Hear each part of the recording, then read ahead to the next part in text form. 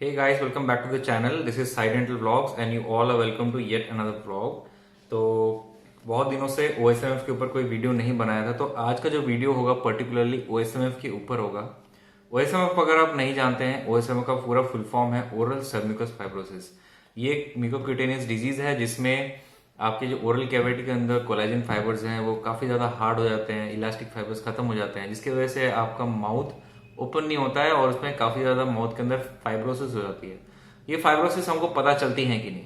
जी हाँ, बिल्कुल पता चलती है। फाइब्रोटिक बैंड होते हैं हमारे ओरल कैविटी में, जो कि आपने भी काफी रिसर्च किया होगा ओएसएमएफ के बारे में। तो आज मैं पर्टिकुलरली ओएसएमएफ के बारे में नहीं बताऊंगा, लेकिन मैं वीडियो का जो टॉपिक है, आपको तो पता ही चल गया होगा टाइटल से, वीडियो का टॉपिक है कि ओएसएमएफ की सिवियरिटी को कैसे रिड्यूस करें।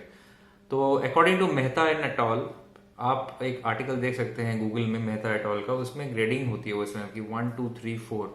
तो क्वेश्चन ये है कि 4th ग्रेड से हम फर्स्ट ग्रेड तक आ सकते हैं कि, या फिर फर्स्ट ग्रेड अगर आपको ओएसएमएफ है या फिर इनिशियल साइंस एंड सिम्टम्स है वो पूरी रिवर्ट बैक हो सकता है कि नहीं।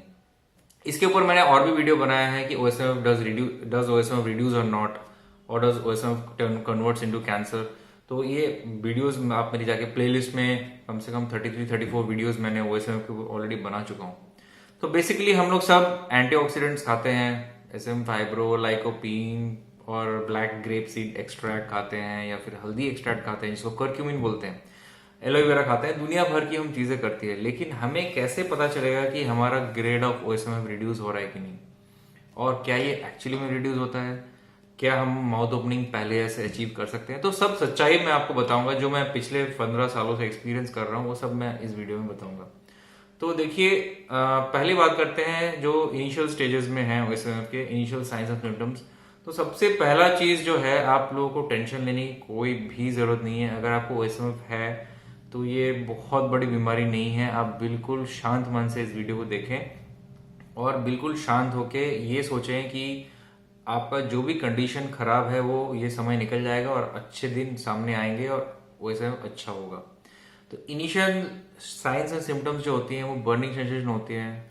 कोई भी आप खाना खाएं या जिसमें तीखा हो, या फिर आप गर्म चाय वगैरह पिए, उसमें आपको जलन होने लगती है। तो इनिशियल साइंस एंड सिम्टम्स में माउथ ओपनिंग नॉर्मल रहती है पेशेंट की, अप्रोक्सीमेटली 40।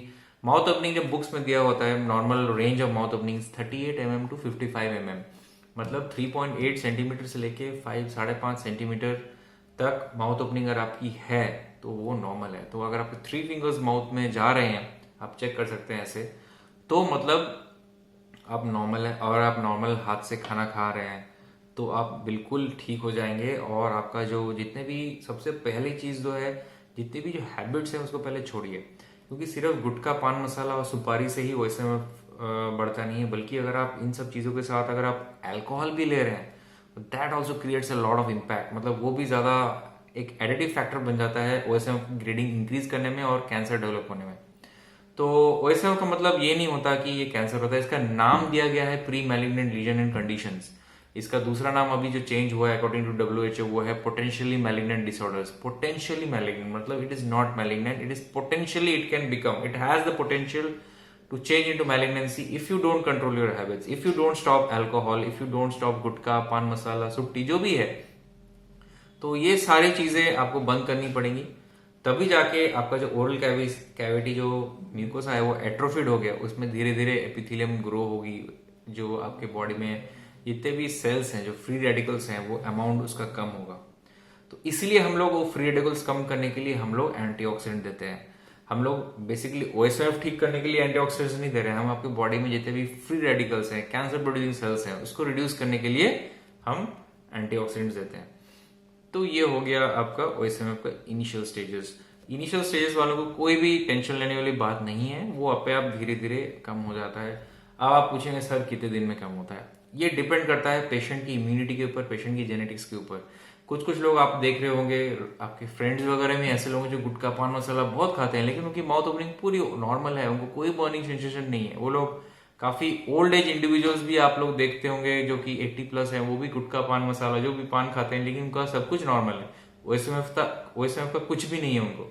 लेकिन अभी जेनेटिक ससेप्टेबिलिटी काफी लोगों की बढ़ गई है ओएसएमएफ की तरफ, तो गुटखा खाने से ही और गुटखा कभी फैक्ट्री अगर आप देखें तो उसमें बहुत सारे नाइट्रोस अमाइनो कंपाउंड्स, ये सब गंदे गंदे केमिकल से आपके जो वो गुटखा बनाते हैं, तो अगर वो देख लेंगे तो वो कभी छुएंगे भी नहीं।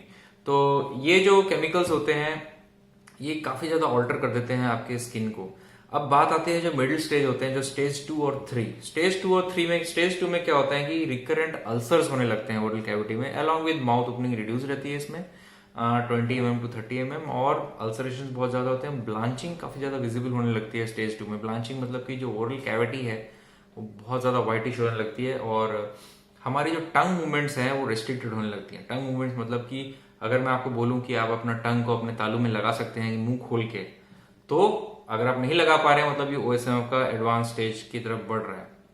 अब देखिए, एक बार जब फाइब्रोसिस हो जाता है ना, उसको दोबारा वो फाइबर तोड़ के नॉर्मल आने में काफी साल लग जाते हैं, अप्रोक्सीमेटली 5 to 6 years लग जाते हैं। तो सेकेंड और थर्ड स्टेज में जो OSMF है वो लोग बिल्कुल सतर्क होकर रहिए, कोई भी स्पाइसी फूड ना खाएं, और अल्कोहल, टोबैको, कोई भी टाइप का खराब चीज नहीं खाएं, और जितने भी एंटीऑक्सीडेंट्स हैं उसमें से किसी अच्छे oral medicine and radiology specialist को दिखा के आप अपने स्टेजिंग करवा सकते हैं, और आप अपने ये जो OSMF का जो ग्रेडिंग है, माउथ ओपनिंग, उसको ओपन करवा सकते हैं। उसके डिफरेंट टाइप ऑफ तरीके होते हैं। आप OSMF इंजेक्शंस जो होते हैं, स्टेरॉइड इंजेक्शंस, या फिर हाइलुरोनिडेज इंजेक्शंस जो हायस बोल के आता है वो दिलवा सकते हैं, लेकिन only from a professional oral medicine specialist only. आप ये नहीं कि आप ओरल कैविटी का इंजेक्शन देने के लिए ENT डॉक्टर के पास चले गए, तो बेसिकली उन्होंने ये कोर्स में थोड़ा बहुत पढ़ा रहता है, लेकिन ये स्पेसिफिक जो काम है ये पर्टिकुलरली ओरल मेडिसिन स्पेशलिस्ट का है, वो आपका स्टेजिंग करेंगे। तो ये सब अगर आप प्रोटोकॉल करेंगे तो आपका स्टेज 2 जो है इनिशियल स्टेज में आएगा, फिर इनिशियल स्टेज से जाके आपका OSMF धीरे धीरे कम होगा। अब आप बात करते हैं जो लास्ट स्टेज होता है, जिसमें माउथ ओपनिंग बिल्कुल भी नहीं होती है।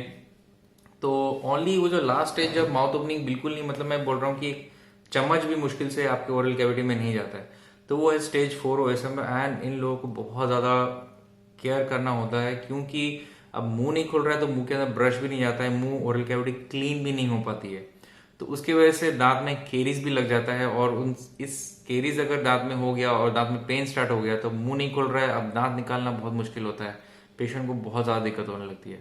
तो ऐसा मैं तो बोलूंगा ही नहीं कि स्टेज 4 में आप जाएं। अगर आप इनिशियल गुटखा, पान मसाला, कोई भी ये वीडियो देख रहा है तो प्लीज इमीडिएटली क्विट करें।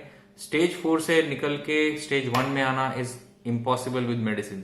ओनली सर्जरी करानी पड़ती है। सर्जरी, जब तक आप स्टेज 4 में ना जाएं कभी भी सर्जरी के लिए ऑप्ट ना करें।